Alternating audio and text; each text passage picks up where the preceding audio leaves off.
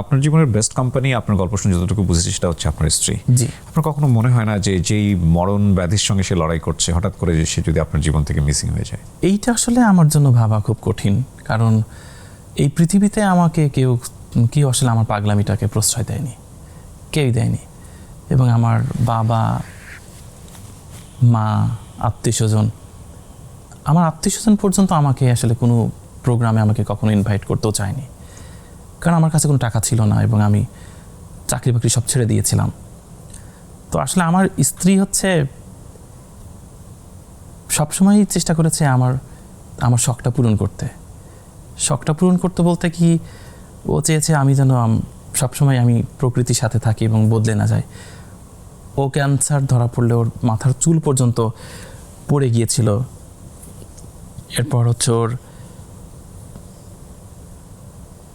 চেহারাটা অনেকটা বিবর্ণ হয়ে গেছিলো, যদিও খুব সুন্দর একটা মানুষ আমার দৃষ্টিতে এবং সত্যিও সুন্দর। তবু আমি ওর সাথে থেকেছি এবং আমি ওকে বলেছি, দেখো, প্রেয়সী কখনো কুৎসিত হয় না, প্রেয়সী সবসময় সুন্দর থাকে, তুমি আমার চোখে সবসময় সুন্দর। তোমার সাথে আমার প্রথম যে দেখা হয়েছিল, সোডিয়াম লাইটের নিচে তুমি দাঁড়িয়েছিলে, তো তুমি সেদিন যে চেহারাটা তুমি আমাকে দেখিয়েছিলে, ওটা আমার চোখে আটকে আছে, ওটা কখনো সরবে না।